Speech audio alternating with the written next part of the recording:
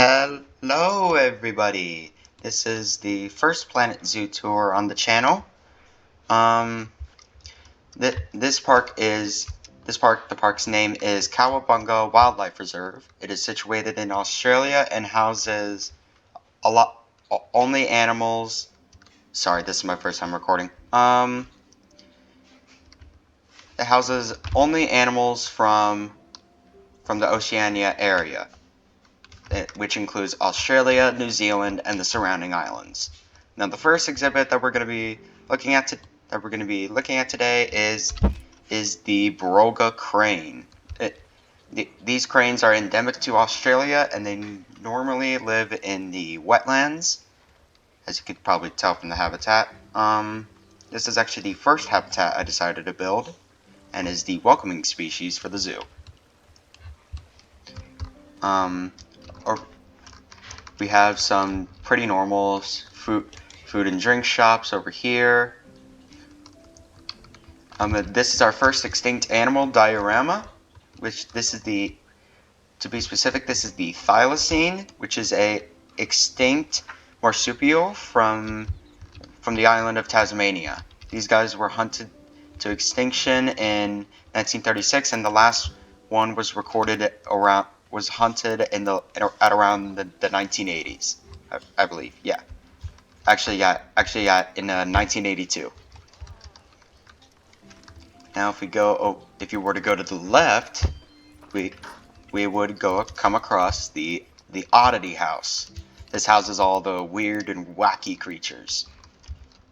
So first up, we have the numbat. This is a fairly small marsupial.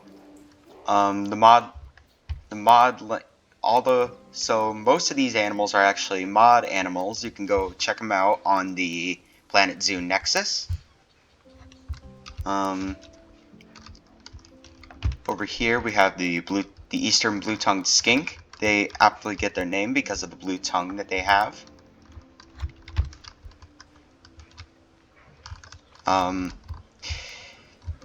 Over here we have the giant burrowing cockroach. I don't really know much about this animal, but I do know that it's one of the largest cockroaches in the entire world. So if you're creeped out by it, yeah, don't go to Australia.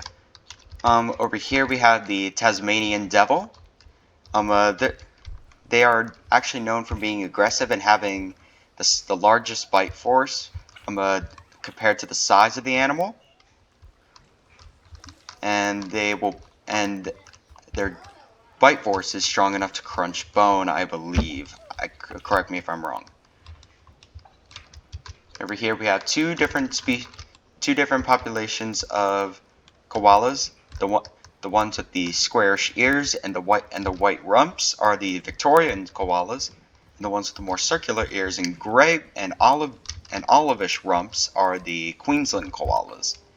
Koalas are I'm pretty sure you all know about koalas, but they are actually not bears. They are marsupials, and they are actually not really related to bears at all. Over here we have the platypus. You may recognize this guy from Phineas and Ferb, Perry the Platypus. A lot of people used to think that these animals were fake back when they were first discovered because of their duck snout and their and their body very similar to a beaver.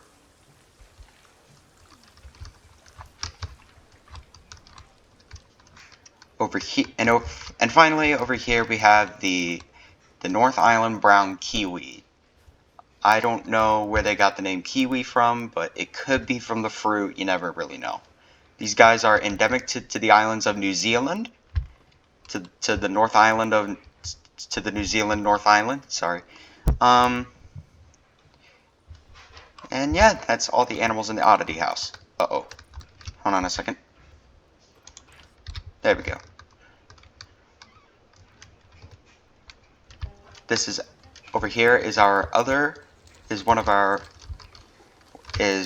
other extinct animal dioramas. This is the Megalania, also known it was basically a giant Komodo dragon that lived exclusively in Australia, and it went extinct around 50,000 years ago. Alright, now we're entering the Danger Crater section, which has the most dangerous animals in the park. Uh-oh, hold on. Yeah. The first animals up are the common death adder, a species of viper, and the eastern brown snake, one of the most venomous species of snakes in Australia. They get a bad rap for being aggressive, but normally that is actually because people intrude onto their territory when they're hiding. This is our biggest diorama. This is all the dinosaurs from Australia. These aren't all the dinosaurs. There are many more species, but these are some of the highlights. This is the Atlascoposaurus. It is a species of ornithischian dinosaur. This is Australopithecus. I believe it is a relative of Allosaurus. I forgot. Correct me if I'm wrong. This is the Minmi, the smallest species of ankylosaur in the world. Metabarosaurus. It's a hadrosaur known for its inflatable crest on the top of its head. And the biggest animal in the diorama, the Australotitan, one of the biggest animals discovered in Australia. Now for the actual animals. Over here we have the saltwater crocodile. These are one of the most dangerous crocodilians in the world, yet they only kill about 1 to 3 people each year. So they actually get quite a bad rap. But I do have to admit, the babies are very adorable. This is the southern cassowary. These guys are basically known as dinosaurs from the sounds they make. And some of you might already know, and a lot of you might already know this, but birds, cassowaries, and all birds, even the ones in your own backyard, are all dinosaurs. They're a lineage that is distantly related, that distantly comes from the raptor dinosaurs, like Velociraptor, Dromaeosaurus. Now over here we have the dingo. Uh-oh, his head is glitching out. That's bad. The dingo is a species of wild dog from Australia. I believe they were actually introduced into different areas to combat invasive species problems, especially when it comes to rabbits, since rabbits can breed quickly and in a short amount of time. But if we were to go up here, we would get a above water view of the saltwater crocodiles. They're both underwater right now, so we're not going to go throughout that whole path. Alright, let's just get down here.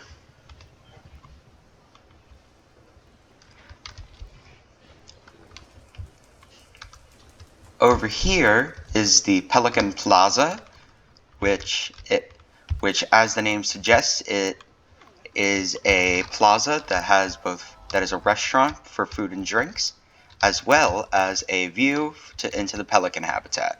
If you're wondering why they're floating above the water, it's because they are based off the greater flamingo. Also, there are a few bugs with this animal, like this. Even though they're supposed to be swimming in the water, they act like they're standing on a platform, even though the water is actually too deep for them to do that. And sometimes they just bug out and go up and down, like really quickly in the water, like it looks like the game is breaking. Now, if we go past these shops, we will see our other diorama, of the giant moa. This is one of the largest birds to ever exist. And yeah, sorry, I didn't really have a script. But the giant moa was a giant species of bird and a member of the ratites family, which consists of cassowaries, ostriches, and emus. With the emus, we'll get to see in a second. These guys were actually hunted to extinction by us people, and yeah, and they lived with the Host's eagle, with the Host's eagle, which was one of the largest species of eagles in the world. Now into the aviary. This has the largest collection of birds in the entire zoo. So first up, we have the magpie goose. It's not an actual goose, but it is placed in its own family and genus. The males have the large hump on the head, while the females do not. These are Australian white ibises right here.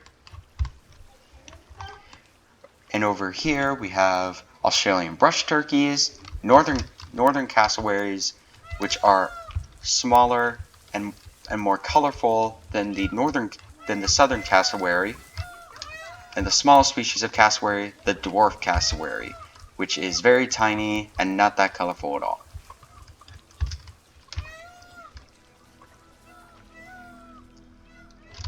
Now for the final section of the zoo, the magnificent marsupial section. If we were to go left, we would get to see viewing of the yellow-footed rock wallaby habitat. You can see an albino one there, and the kangaroo and emu habitat, which we'll get to in a second. The rock wallabies are blocked off from the freshwater crocodile exhibit. If you're wondering why the freshwater crocodiles aren't really with the saltwater crocodiles, saltwater crocodiles actually do not tolerate freshwater crocodiles at all, and they will attack them if they are in their territory.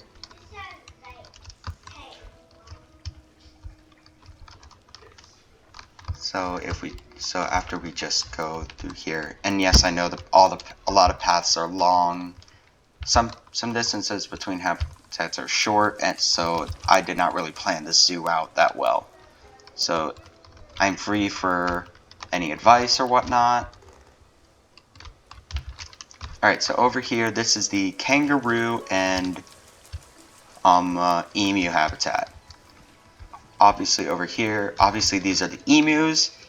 Australia actually had a war against this species, because the population was getting too big and clustered, and Australia lost, surprisingly. And emus can actually, and because the emu's organs are so small compared to the rest of the body, they can actually, and also since their feathers are really thick, they could take about 10 rounds of bullets before they were able to die.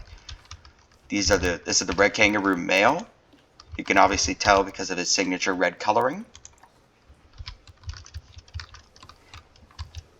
Also, these are the eastern gray kangaroos. I don't really know how to tell the difference between an eastern gray kangaroo and a red kangaroo. But yeah. So that's the kangaroo exhibit. Now over here we have the wombat exhibit.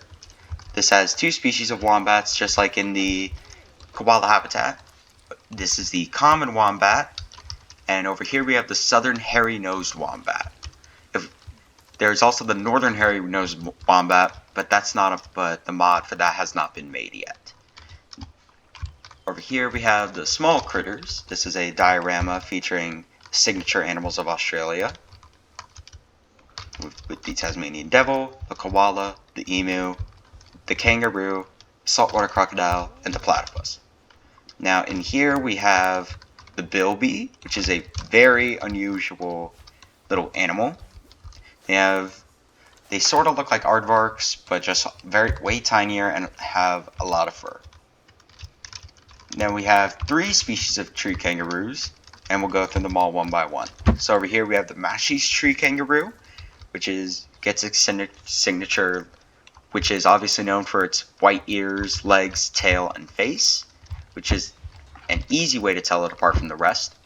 The Lumholtz's tree kangaroo has more of a black face, and feet, and has a rusty orange body and has a yellowish orange body and tail and most of the head.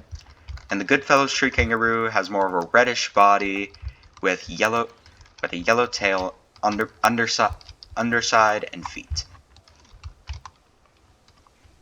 Now, if we go over this way,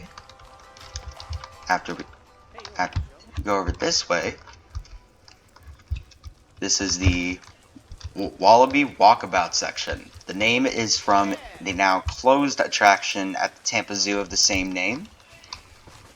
And in this exhibit, we have the swamp wallabies, which they have more striped faces.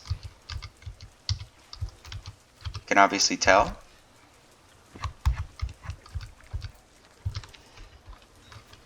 The Bennett, and we also have the Bennett's wallaby, also known as the red-necked wallaby,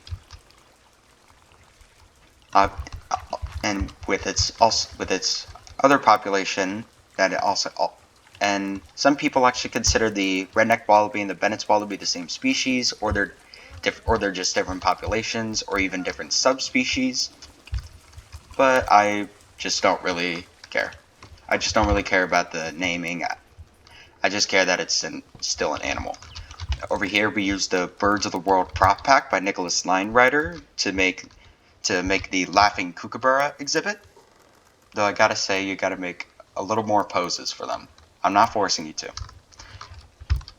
Now we have our final paleo exhibits, paleo dioramas. This is Leptocleidos, an ancient plesiosaur from the Jurassic period in the early Cretaceous, and Tuarangisaurus, which you may have seen in the recent documentary released on Apple TV called Prehistoric Planet. It is an awesome documentary, and I would go check it out. Now, for our final exhibit, this is the sea lion and penguin habitat. So for this habitat, we have the Australian sea lion. We have the Australian sea lion. The males are much easier to tell apart from the females. The males have more of a brown body, and they have white on the top of their head and necks, and the females just have gray on most of their bodies and have a white underside. Now for our final animal, we have the fairy penguin, also known as the little penguin or the blue penguin. This is the smallest species of penguin in the entire world. Alright, now we are ending off the video here, so if you want to, you can download this on the workshop, which I will post it on soon. And if you do download it and you see your blueprints in here, all the credits go out to you. All the credits for it go out to you, and I will see you in hopefully another video. Goodbye.